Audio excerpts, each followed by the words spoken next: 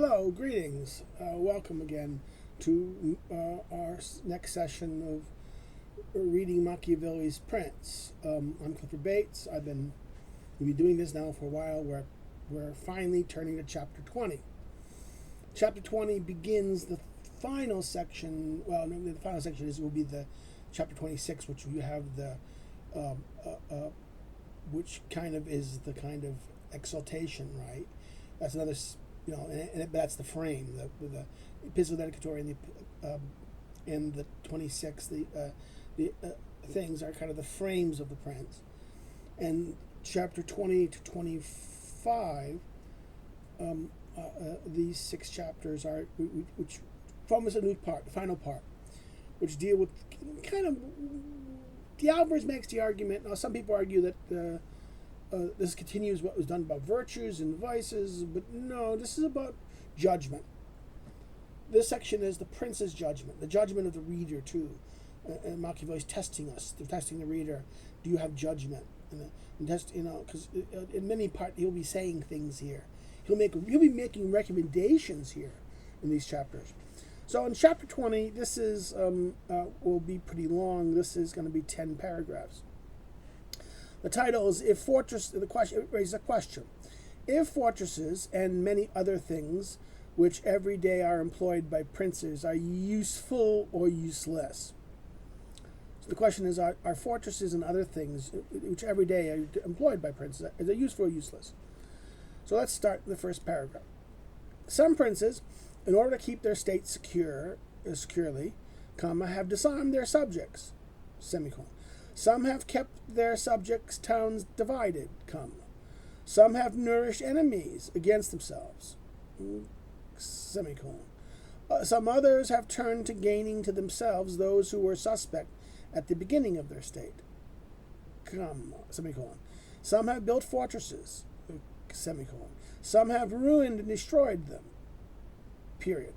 That first sentence is very interesting. It is divided into 1, 2, 3, 4, 5 clauses. So the sentence has 5 clauses. The clause is separated by 4 semicolons. Now this is interesting because why? This is like, in order to secure the states, they have what? Disarmed their subjects. 1. Others have kept their subjects town divided, create factions, right? 3. Nourish enemies against them. So that, in other words, nourish enemies against themselves. In other words, they have encouraged the people to hate you, and to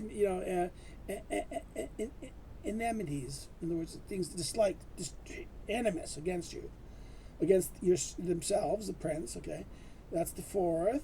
And others have turned to gaining themselves those who are suspect. Okay, that's the 5th. Sorry. That's the 5th. I miscounted. Then what is that? The next one is some have built fortresses, and others are ruined them. Wait a minute. What? This. Then there was last 2 are about fortresses. Some have kept them, and some have destroyed and ruined them. The other things are right. Again, this is something. Remember, nourishing enemy against themselves, creating hatred. That's like. Isn't that what he told you to avoid doing, earlier? So factions. Remember, factions divide by. This was considered the Florentines governed Pistola by governing them in factions. This was destroyed them. This led to their ruin, right? Again, so therefore we have to take these examples he gives here. All these examples. The first one is. Disarmed their subjects. That means disarm their subjects means you don't trust the people. That means you're really in trouble, right? 2, that they've divided their they have others kept their subject towns divided by factions. Okay, that's Florence, a bad example of that. 3rd, have nourished enemies in enmities against themselves. In other words, having enemies are people angry at you.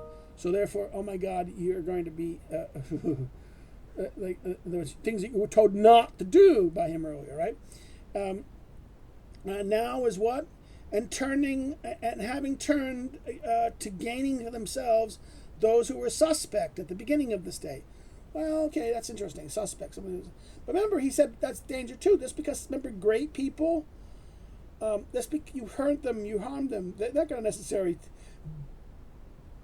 they may not forgive you. And what he said, those who, great people, if you've harmed them, don't expect them to forget that, okay? So again, all these so far are things you should, he's warned us of the dangers about, right? And now he says, now what is this? Then what is this? And then after this, he then brings us the two things, the building fortresses and then having destroyed them, right? And even though one cannot give a definite judgment on all these things without coming to particular circumstances of those states where one might have made some similar deliberations, I shall speak, nevertheless, in a general mode as the manner in itself supports. Whoa! Red flag. Yeah. Giving those things he said, there might be then specific things in each one of these situations that may justify or not justify this. But, I'm not going to go into them. I can't do that. It's impossible. So I'm going to talk generally about these things. Where he says, I'm going to sort of, in other words, even though one cannot give a definite judgment on all these things without coming into particular circumstances, and you need to go into specific circumstances. But I'm not going to do that. In other words, and I shall speak, nevertheless, in a general mode, as the matter in itself supports. In other words, the question itself, these matter, this question of in order to secure the state, generally, he's going to talk about this. Whoa. Didn't he, given the things he talked about, he warned us about, right? Remember about the fortresses, about those who trust fortresses usually don't trust people. So what has he done? He's made so far he's talked about every one of these other things, and fortresses are not keeping them, has been kind of like a warning of, things not to do. We're left with only the real choice is doing one or the other, right? The fortresses are not fortresses. Okay. So therefore he's got to talk in a general manner. Okay, right? Next paragraph 2. There has never been, then, a new prince who has disarmed his subjects. So no new prince disarms his subject. On the contrary, when he's found them disarmed, he has always armed them, and arming them, those arms become yours. So, first thing, never arm. Counterexample, disarming the people. In other words, disarming, never, no new prince ever does that. That's stupid. Every new prince who comes to power doesn't disarm their people; they arm them. Okay, because the people become your arms, right? Semicolon. And those who you suspected become faithful, and those whom you suspect become faithful. Semicolon. And those who were faithful are kept so. And as for the subjects, they are made your partisans. Period. In other words, the subject, because you armed them. They're your soldiers. They're your partisans. Therefore, everyone else, what happens? He says, in other words, those who suspected you before become faithful. Those who were faithful are kept faithful. And so the subjects are your they're partisans. They're your supporters. Next sentence. Since all the subjects cannot be armed, then those whom you armed are benefited. You can then better secure yourself with the others. For they who you arm recognize that you proceeded with them differently, and this makes them obligated to you. Wait a minute. In other words, you didn't arm all of them, you armed some of them. And because they do that, you owed them something. Okay, that's this assumption. Okay, careful. And the others excuse you, judging it necessary that those who undergo more dangers and more obligations should have more merit. So you can't arm everyone, so you arm some and not the other. And because the ones who are being armed are risking themselves, the people will kind of forgive you for this, will understand it, that you deserve more. And you have to honor, once you arm the ones, you have to kind of benefit them somehow. You benefited them. You help them. So, and the people will understand this, he says. Now, let's just be careful here. Next sentence. But when you disarm them, you begin to offend them, comma. For you show that you distrust them, either from cowardice or from lack of faith.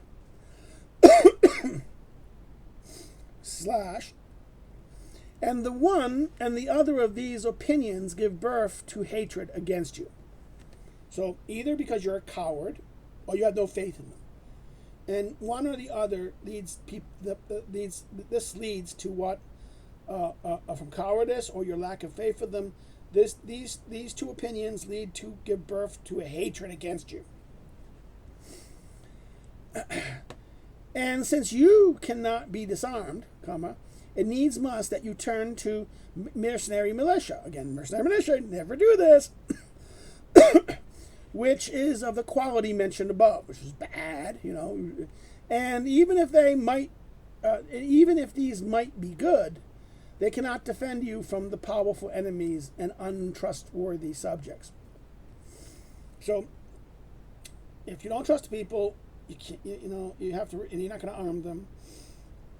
You're going to have mercenaries, and if you are mercenary arms is bad, and and because of this, you cannot.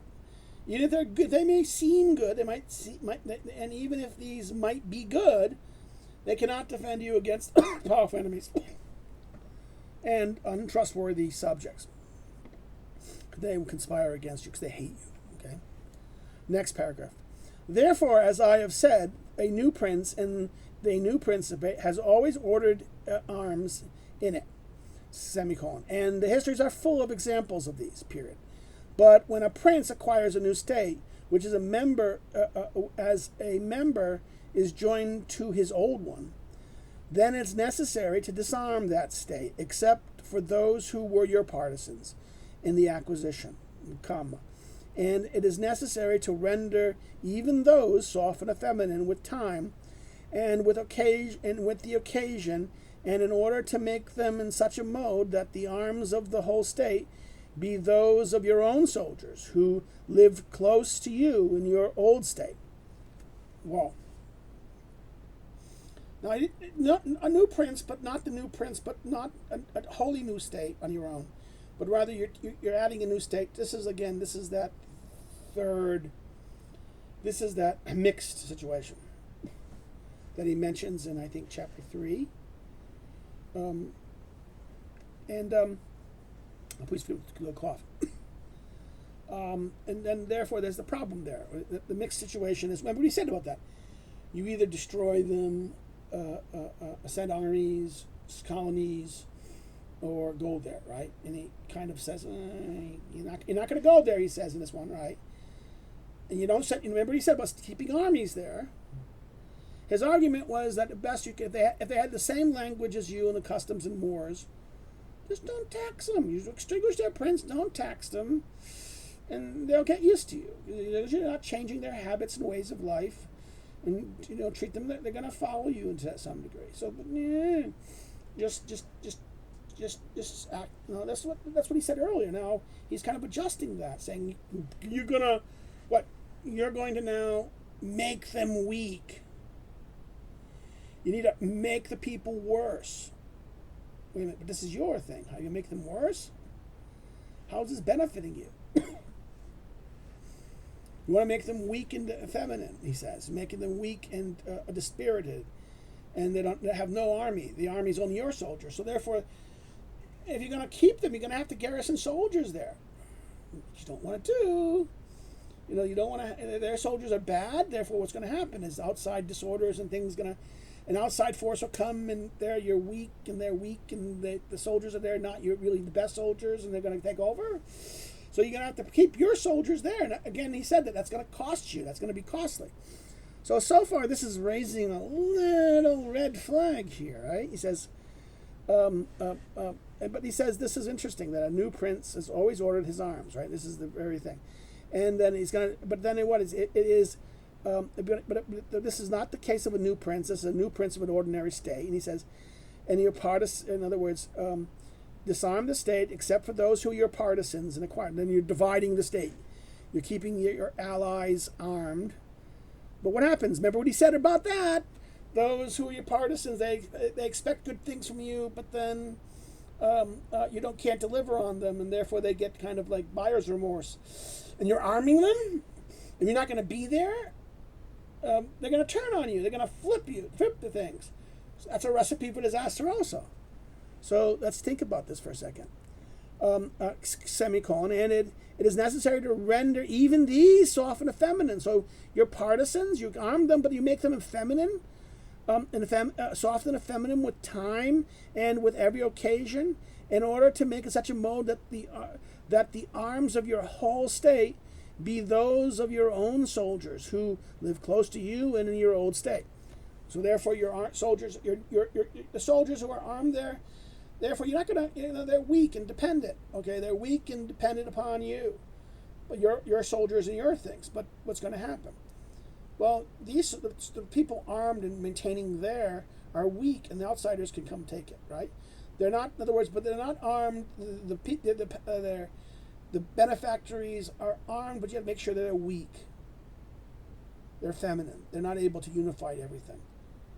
Okay, this is the danger here is outside. By doing this makes an interesting target for outsiders who sees an opportunity to grab it, and you have to go take your army because your forces there can't defend it. So unless you're going to put a host army there, because it sounds like you're colonizing it, but you're not colonizing it. You're arming a partisan factions. You're taking the faction that brought you in and arming it. But even then, you're making it weak and effeminate and horrible, but the other side, who you didn't arm, they're going to hate you, and you made these people weak. They're going to despise them. Are they going to despise you also, because they represent you? Isn't this a lose-lose strategy at one level? Right? He says that, and therefore, what he says, and therefore, he ends this paragraph. So this is the fourth paragraph, right? This is the third paragraph, and then fourth one is now. Our ancestors and old men, and those who were esteemed wise, used to say that it was necessary to hold Pistola with factions, and Pisa with fortresses, semicolon. And because of this, they nourished differences in some subject towns of theirs in order to possess it more easily. In other words, the ancestors and old men who are esteemed, therefore sought to be wise, had this saying: you hold Pistora with factions and Pisa with fortress. Okay? And because of this, they nourished differences in their subject towns in order to possess them more easily. Now, Machiavelli has a note here, note 3 in this chapter. Again, see Discourses, he says this is reference to Discourses 3, chapter 27. But again, he talked about this earlier, but remember Pistora, he said that, remember the pity? He talked about the cruelty poorly used, and the example of the Florentines controlling.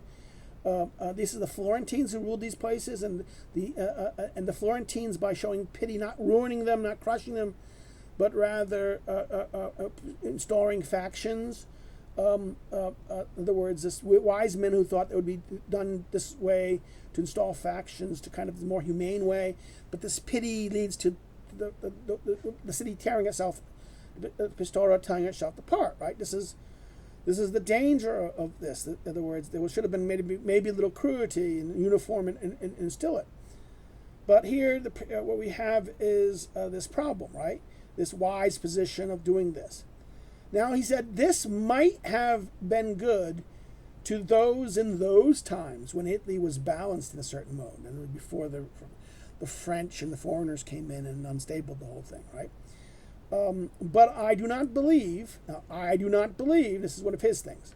He's now giving his belief. I do not believe that one can give that as a precept today, comma, because I don't believe that the divisions ever do anyone any good, semicolon. On the contrary, it is necessary when the enemy accosts it that the divided city will be lost immediately, comma, for the weakest party will always adhere to the outside force, comma, and the others will not be able to stand it. So boom. See how his answer here about the situation of dividing factions and dividing things, how this, and his example here is a weird one, because what he then says, well, the old people thought this, but the times are different. The times are different. The foreigners have come in, and therefore the game. Maybe it would have worked back then when there was not the Spanish and the French there, powerful foreigners. Because with the powerful foreigners, the foreigners are advantaged, and therefore the weaker force, the unarmed part, the partisans who cannot withhold against the enemy, and the other faction will turn to the outsider to bring in. Come on, that's how usually the bar fight, the weaker party brings in an outside fighter to bring in expanse. This is when the fight is even. People don't bring in things in. When the big one more powerful than the other, you have to lose. The weak side will bring in a strong person to the outside, and then everything goes to chaos. Right? Everything will expand. The conflict expands. This is what he's saying here. Therefore, this is why he doesn't think it will work. Right? He says that it's necessary that the enemy accosted the divided city will be lost immediately, and for the weaker part will always adhere to the outside, and the others will not be able to stand. So therefore, it ends this paragraph here with this perception that it's not going to work. That dividing into factions is a bad idea. Well, factions are a bad idea. So therefore, remember, pizza with fortress. He addresses the question of factions, pistora, but pizza with fortresses. Now, what the Venetians moved, as I believe, by the reasons written above. In other words, the Venetians moved the way to nourish the Gilifs and the Gilbertine sects. This is the two things of the church, the two sects, which we created in response to the fight between the papacy and the emperor, right? But then afterwards, even though the emperor's powers loses and the church gains independence, what happens is this creates the problems of Italy after that. Remember, he talked about that earlier, right? Why this happens and why the Italian states became mercenary arms, because the new cities got independence, but they weren't used to having armies, and they created militias, right? So therefore, in other words, the Venetians basically maintain control over their things by factions, right? These two factions, the Gilifs and the Gilbertines, whether one, in their subject cities, semicolon. And although they never let them come to blood, in other words, fight, they still nourish among such differences that those citizens, occupied with their differences, might not unite against them. So divide them and conquering them, right? And remember, the Venetians are the Venetians are also use of mercenary arms. Okay, their land endeavors, their sea endeavors, they were able to maintain it with their own militia. They had their sea militia, their sailor militia. But once they did their enterprise on land, capturing land, they relied on mercenary soldiers, and that led to slow growth, but quick loss. And they lost their stuff, right? The Venetians, therefore, are a weird example, because they corrupted their ancient virtue of the seaborne militia, which was the city militia. The city was on an island, right? Venice is on an island, and it was a sea power, right? Its power and wealth came from commerce and trade, and therefore this is why they kept them this way. And he says, this next sentence here, this has been seen, did not afterwards turn out according to plan, for being defeated at Verlali, immediately one part among those became bold and took away all their state. Now this is note 5. The Bracilli and Veroni, then the Ginsula and Padua were briefly in rebellion after Verlari. For the Battle of Versailles, see chapter 12 of note 17. This is the one that is the big shift that would all their, in one quick moment, the mercenary armies were useless and they lost everything that they got after so much time. So, in other words, next sentence. Such modes argue, besides the weakness of the prince, comma, besides, comma, for the weakness of the prince, comma, for in a vigorous principate, such divisions would never be permitted. So therefore, you allow the division shows you're weak. By encouraging factions, you're showing that you're weak. And showing weakness means you become despised. Okay? Semicolon, right? Because they're, in other words, and such divisions would never be permitted, because they are profitable only in times of peace, enabling one by one means of them more easily to manage the subjects, semicolon. In other words, in peace they're good because you can manage the subjects, but they're useful only in times of peace. There's profit dividing the factions is only useful in times of peace because you can manage the subjects, comma. But when war comes, such a policy shows its weakness because everyone sees you're weak. And once they come in, the weaker side, the weaker faction was joined with the foreigner. Okay? And you lost. Because they can't, the stronger faction that you're armed is now not capable of defending itself because you made it weak. Okay?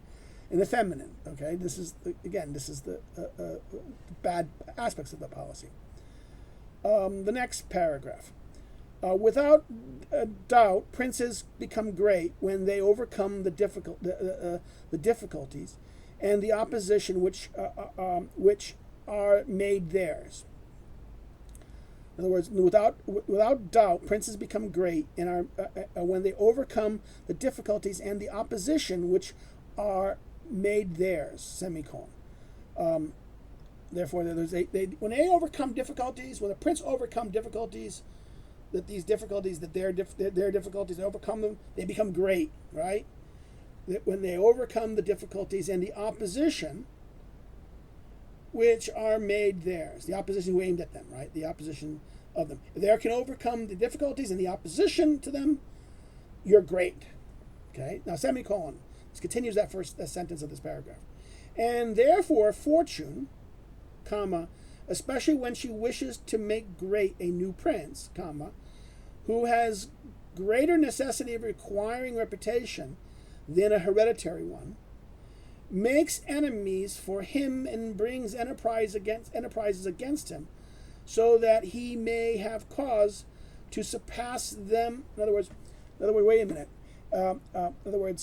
A new prince and doesn't have this reputation of needs fortune, because he doesn't have he needs to require reputation than a hereditary one who has it already, right? Makes enemies for him and brings enterprises against him, so that he may have cause to suppress them and climb higher on the ladder. His enemies bring him. In other words, the enemies will bring him. In other words, this is weird. Now, this is a weird thing.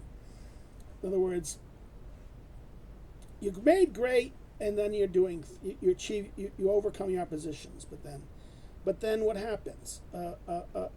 Opposition of theirs. But then what? Therefore, fortune, wherein she wishes to make great a new prince, does what? Who comes necessity by acquiring reputation, anyone? He makes enemies for him. In other words, he doesn't make the enemies; the enemies are made for him. Fortune makes enemies for him. And to surpass them, and brings enterprises against him, so that he may have cause to surpass them and climb higher on the ladder that his enemies bring him. So therefore, fortune brings him up foes that he can defeat. Occasions. Fortune brings occasions. Fortune brings him what? It brings him... because he needs a reputation, right? He needs to have a reputation. And if he wants to build his reputation, he's going to need to defeat people. Remember, you defeat them by, you overcome difficulties and you overcome opposition. So therefore, what does he say? Fortune will give him what? They will make enemies for him. In other words, fortune will make enemies, enemies that he can overcome. Can't overcome them, making them enemies will destroy you, okay? So he has to have the enemies that fortune makes better be those that he can easily deal with. If he cannot easily deal with them, then fortune is not doing him a favor by doing this. So the occasion of fortune making enemies for him only works if he can destroy them, he can defeat them and overcome them easily, or overcome them and better easily than with that too much effort. Because this may seem he's weak. He needs not to project weakness. He needs to project to build confidence in people. He needs to be able to take care of the problems quickly, or at least in a way resolutely, so he doesn't look weak. Okay, so therefore you overcome them. He does it, and then what happens? That the example here is that he does what? That the ladder, that he climbs higher on the ladder. Every time there's an occasion, his greatness becomes greater and greater. The symbolism of climbing the ladder of greatness, right? The fortune is making him great by giving him opponents that he can overcome, and therefore builds higher and higher on the thing. So therefore, he's climbing the ladder. And this is the next thing, the next sentence. Therefore, many judge that a wise prince should, when he has the occasion, nourish with cunning some enemies, so that in crushing them, the result is an increase of his greatness. Now, this is interesting. He's saying, okay, a new prince needs to create greatness, so maybe to create some problems. But not problems, and be careful, make sure you can handle them. If you create a problem and make enemies that you can't handle quickly and effectively, maybe you see weak. So, yes, overcoming things are good to build your reputation, but if you create something that you can't defeat or overcome, then it's kind of like, and remember, the overcoming, this is a balancing act, because it can't be obviously done in a way that this is a hopeless case, and you crush it so easily that's gone. That's probably not going to be your greatness. In other words, the greatness comes from the heart, the difficulty of the moment, the risk. The more risk, the higher the greatest. It's the gambling, right? This is that equation. So there's in other words, you have to have the appearance of risk without the reality of risk. This is that point here. The appearance of risk, but not the reality of risk. The appearance of risk, and therefore the people will therefore think the greatness. If they don't have the appearance of risk, and everyone thinks it was easy, you're not going to get much benefit return of your reputation. So therefore, this is leading us to this point here, right? And he sensed there that therefore may judge a wise prince who that he should on occasion nourish cunnings with enemies, and so that crushing them, the result is increased his greatness. Okay, again, we end that paragraph. We now turn to the next paragraph. Princes, and this is on page 128. The last the paragraph ends. The ending there. Princes, and especially those who are new, have founded more faith and more utility in those men whom they suspected at the beginning of their stay, than of those who were confident at the beginning. Remember, he talked about this earlier, that sometimes the people, the suspect, and therefore they think you benefit. But remember, there's a problem there, and that is that the great won't forgive you. The great and the powerful won't forgive you. The weak will forgive you that you've harmed. And the ones who are not great and not have really things. But those who have ambitious and anger, things that you've hurt them too much, and they're great-souled, or they have animuses on certain ways, they're not necessarily going to forgive you that easily, as he talked about, right? Great personages won't forgive you for the slight offense you harmed them. And therefore, remember that story why Caesarea made a mistake by letting Julius get elected pope, because Julius was harmed by him in the past, and Julius never forgave. And the minute he got in power, he stripped Caesarea of all his role, his offices. Pandolf Puncelli, the Prince of Siena, ruled his state more with those who were suspected by him than with others. So he gives an example of someone who He relies on those who are suspect of him. Now, this is the Prince of Siena, number 7. Machiavelli says this was Lord of Siena, the 1500 to 1512, and see Discourses through Book 3, Chapter 6. He rules his states by appointing and governing through this people who he was suspect of. Yeah. In other words, the idea, keep your friends close, but your enemies even closer. So people he suspect, he kept closer. This way. It was respected by him with others. New sentence. But one cannot speak at large of this matter, because it varies according to the subject. Wait a minute. He said this is that weird thing. Remember, beginning here, he says, I'm going to talk general. But then I said, on this case, I can't talk generally, because it varies from one thing. How he says it right here, it's very interesting. He says, I cannot speak at large at this matter, because it varies according to subject. But then he will say this, next sentence. I shall only say this, that the prince with great ease can always win those men whom in the beginning of the principate were his enemies, even if they were such a quality to maintain themselves that they need maintain themselves they have need of support. Semicolon. Even if they're such a quality that they will all. In other words, even if they are such a quality that to let's do this thing. See, in other words, I shall say this, that a prince with great ease can always gain those men who in the beginning of the principate were his enemies, if they are of such quality that to maintain themselves they have need of support.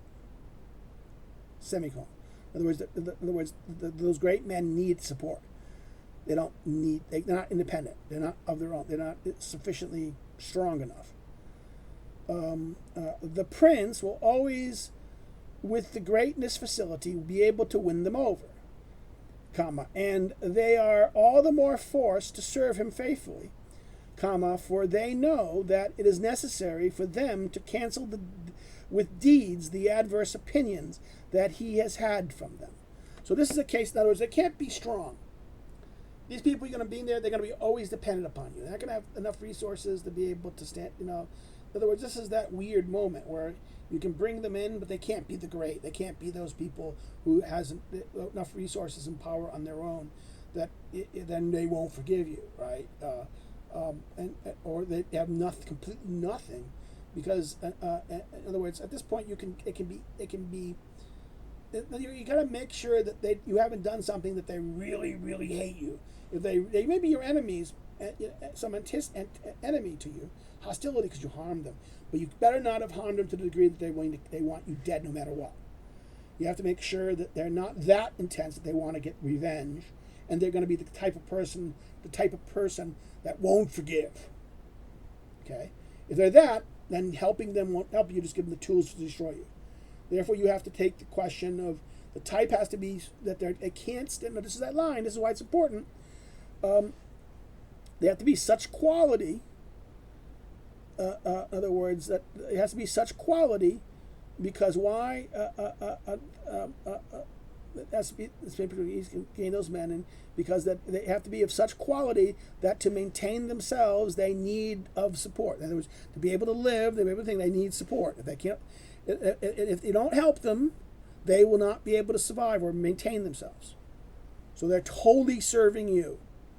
They wholly serve you, one, because this is how they survive, and also because they want to get, because they need you more now. They want to be, and you make sure you forget that what they've done, so they do more to help you. The more they try to benefit you in order to kind of make you forget the other problem, the earlier disagreement. Okay? So therefore, this is the point where he does this, right? And he says, and he goes, what? He says, and the prince, now semicolon there, and he said, will always, with the greatest facility, be able to win them over, and they are all the more forced to serve him faithfully, for they know that it is necessary for them to cancel with deeds the adverse opinions that he had of them. Okay, this is the next sentence. And therefore a prince always finds them more useful than those in whom serving him with too much security neglects his affairs. In other words, if people are so secure with you, you have to be secure that they need you. But if they're secure enough, they don't really need you. They may neglect you. Okay, they don't necessarily need you, and because they don't need you or depend upon you, they can not really care about what you're doing. They have to need you. They need you. Otherwise, they will fail. And this ends that paragraph. Now we turn to paragraph 8, and it now says, and since the matter requires it, and I do not wish to omit reminding princes whom have newly taken a state by means of the favors of those within, to consider well what causes may have moved those who favor him to favor him, semicolon. And if it is not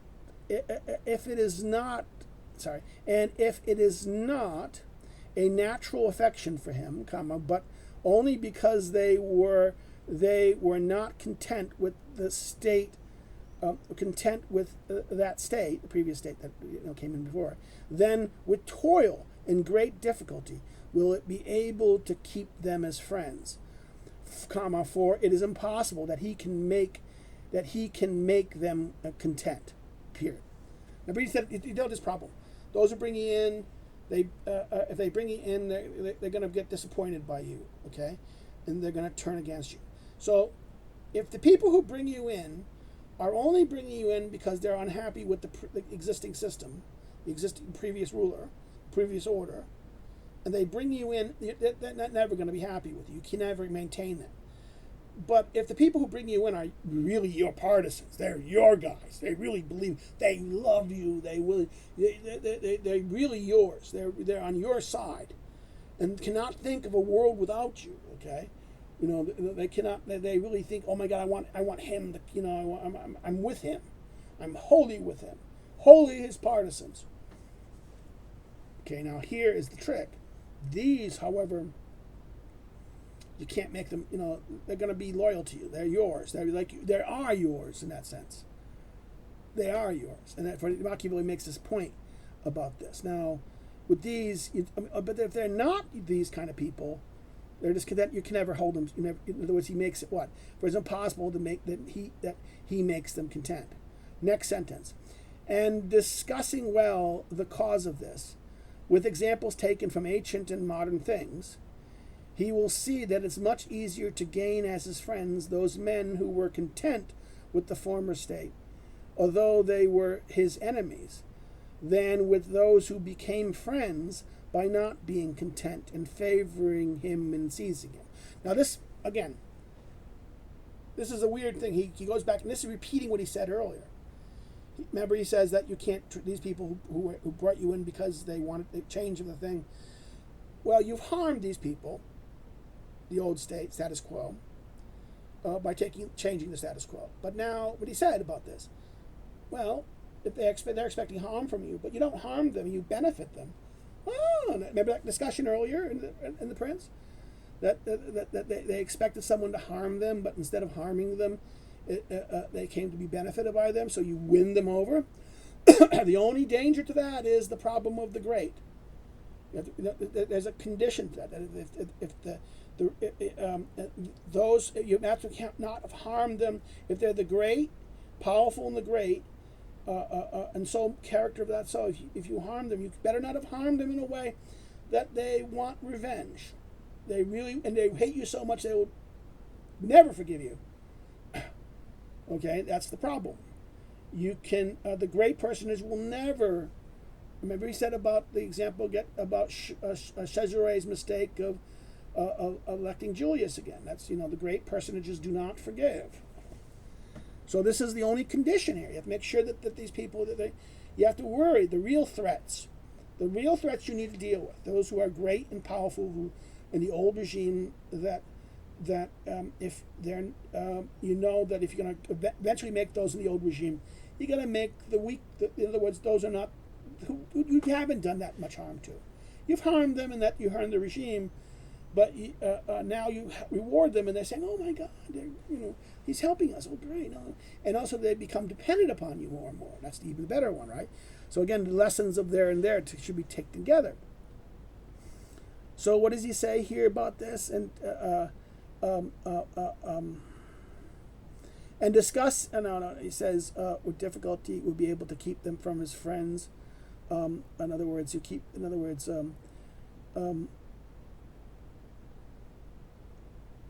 this is that line. Toil difficulty would be able to keep them as friends, for possible to make them content, right there.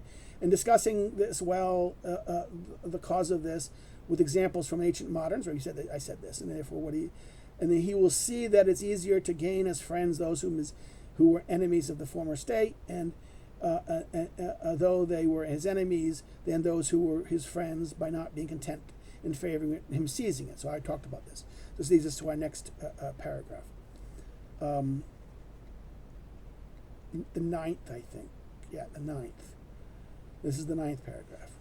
It has been a custom of princes, in order to keep their state more securely, to build fortresses, then serve them, which serve them as a bridle and a bit for those who might plot against them, and provided a refuge secure if a sudden onset. Now this is 8. He discusses fortresses again in Discourses 2, chapter 24, and Discourses, book 3, chapter 27. The fortresses. Now, the fortresses normally is that you don't trust the people, right? This is a place that you can take refuge in case there's a sudden onset, right? I praise this mode because he praises. This is interesting. He praises something. In order to keep their state more securely, to build fortresses, which served as a bit on those who plot against them. So therefore, against the people who plot, and to serve as a refuge to go hide, right? And he says, I praise this mode because it has been used from antiquity. Okay, he's praising something that has been used from antiquity. Don't take at face value this praise. This is maybe deception. Think about it. This is a case where he's praising something. At these chapters, we need to see if he advocates and says something and praises something. Does it make sense with his other things he's taught us? If it does, then it's believable. But if it doesn't, and it goes contrary to what he's taught us, he's given us before, then we have a problem, because either what he said before was wrong, or what he said here isn't wrong. There's a contradiction, and maybe this praise, this thing he's saying, is a deception. To see if we're really intelligent, and then we have to think through the disconnect, and which is the more reasonable, which does our judgment say is the better argument. Okay, this is the thing here. This is why this is the test in a sense. And he says what? And he says, because the ancients have done it. Okay. Nevertheless, in our time, Messer Niccolo Ventelli was seen destroying 2 fortresses in City di Castello in order to keep that state. So in other words, ancient examples built fortresses in order to keep against the people, but then the new modern example is the case of someone destroying fortresses in order to keep the things. Now, he praises the ancient mode because of its antiquity. Okay. Nevertheless, in our time, Messer Nicola was seen destroying 2 fortresses in Calilla in order to maintain that state. Guido Umbello, Duke of Urbano, returning to his dominions, whence Cesare Borgia had driven him, razed all the fortresses of that province to their foundations, judging that without them he could have more easily, he would with more difficulty lose that state again. So when Cesare removed him when he had fortresses. Now this time what he does is he destroys those fortresses. Why? Because he thinks now by destroying those fortresses, it's gonna be more difficult for him to lose his state. The Bentivogli, when they returned to Bologna, took similar measures. So therefore, this is the third 1, 2, 3 examples. Fortresses then are useful or not according to their times. So the argument is the ancient times, they may be useful, but modern times is not, right? So therefore the times. And comma, semicolon, and if they do good for you. Now this is an interesting thing to note. The you here is the second person familiar. Now he's being familiar, very familiar here. If they do good for you in the one part, they harm you in another. So wait a minute. He's not being very familiar. Now he says, if they do good for you, if they do good, they also then harm you in another. Why? And one may discuss this part as follows, and this ends the next final paragraph. So therefore, he's going to say they help you and harm you. If they help you in one way, they'll harm you in another. So even though the ancients thought first it was timeliness.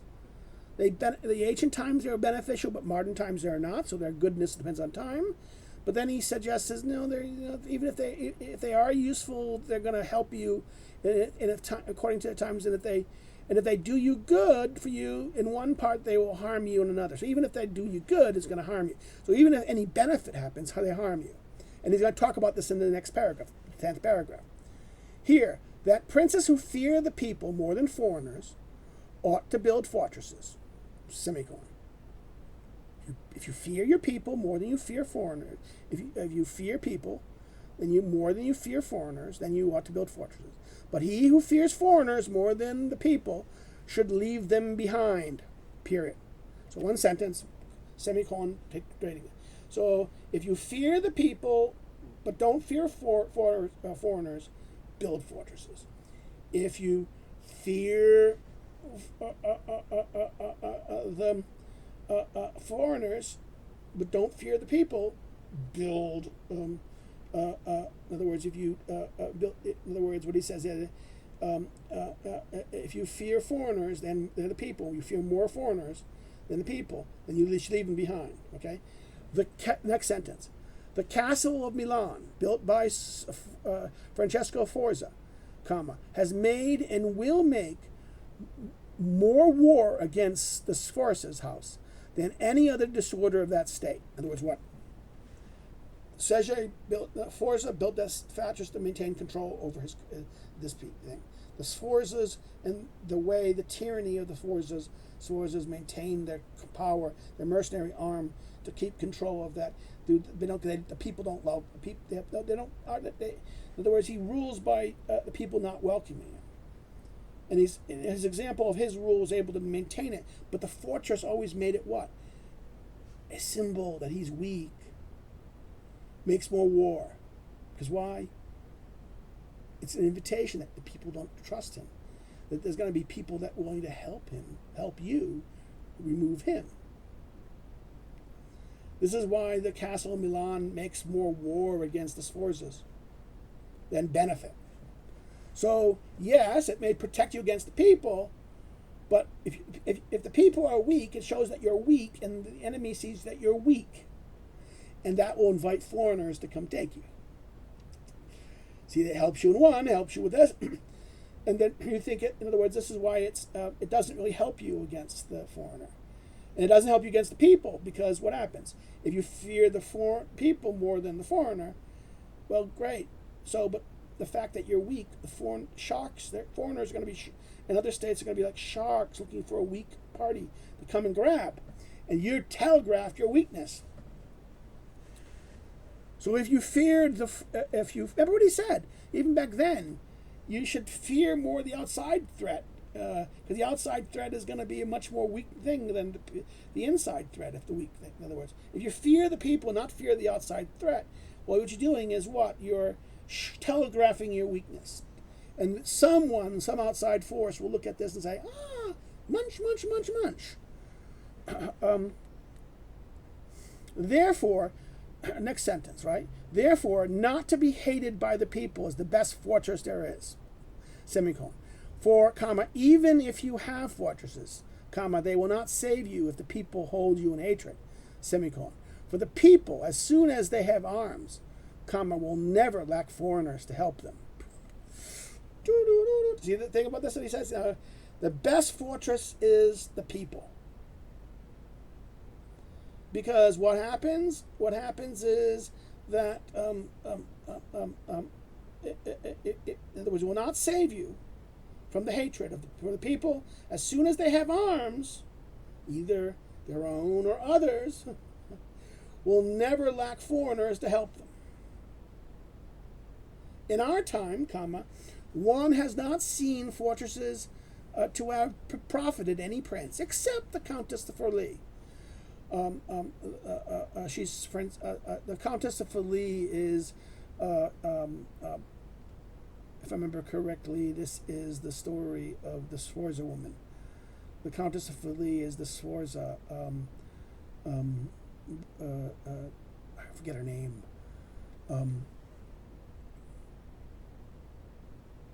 The Countess of Forlì. Come on, this is. Okay, yes, I was right. Caterina Sforza. The Countess of Forlì, Catalina Zona. She was the only one helped by fortress of modern examples, right? But then what? What happened?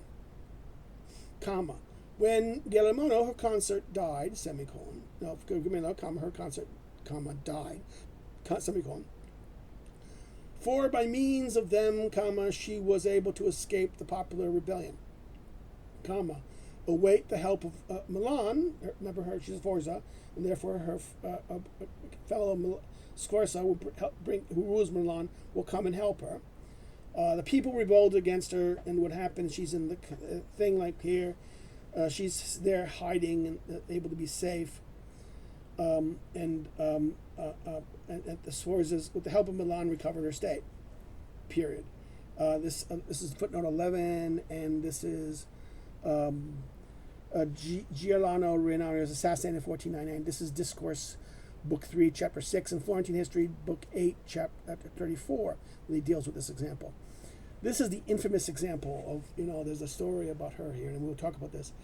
This is when the people hold her son hostage, and they'll say, "Give us back, or we'll kill him." And she goes, she pulls up her dress and points to her, private part. She says, "I can always make new ones." And then once the forces came, things arise. But then, therefore, the example of this is why the rebellion of the people were not able to handle it. Now, but then what happened? The outside her brother, her not brother, but the outside, the other Forza family came to help her. Right, Milan came to help her, and they were not the foreigner. In other words, and the time stood then in such a mode that a foreigner was not able to help the people. Right, there was no foreigner. But then again, afterwards, fortresses were of small value when Cesare Borgia assaulted her, semicolon. And since the people were her enemies, they joined in with the foreigner. Come on, the images of a rape here. This is a very, Machiavelli is being a very kind of, Cesare takes her, assaults her, beats her, takes her, and then the people join in. The people, they hate her, and they join in the assault and take her down. So this is why this metaphor, it's a very sexual metaphor Machiavelli does here. And this is why this is, and Cesare, enters the city, enters the thing and takes her, assaults her. An assault means literally to touch the body, to attack the body, right? That's what assault means. And he says, and they join in, and were her enemies. The people were enemies, so they joined in with him to assault her body. Therefore, in this next sentence, at first, it would have been safer for her not to be hated by the people than to have fortresses. Machiavelli was saying, it's better not to be hated by the people. Okay? Period. Next sentence says, having considered, then all these things, I shall praise him who will build fortresses, and him who will not build them. So he's after he just said this, and after clear that fortresses are a bad idea in our times, and particularly because it's the best one the best fortress is the people, not that. So what is he? I will, and after considering these things, I will praise him who builds fortresses, and then him who will not build them. Semicolon. And I will place blame upon anyone trusting in fortresses will esteem little, being hated by the people. So you will praise those who build him or not build him, whatever, but then he will blame those, praise and blame, again echoing the things that we talked about earlier, the praise and blame. Now trusting in fortresses will risk esteem little, being hated by the people. They should avoid being hated by people. And here this ends the chapter. Again, if you liked if you have any comments, please put a comment below, and when I see them, I will reply. If you have any comments about this chapter or about anything in particular, if you like this, like it. Please like it and say you like it. Send it to a friend, share it. Okay, that's please. If you want to see more of this content, please subscribe. Then, if you want to follow me on social media, the links are below. Again, the D'Alvarez translation we're using, the link to it is below, and then and that's it. Okay, that's basically the thing. Hope you all have a good day. Bye bye.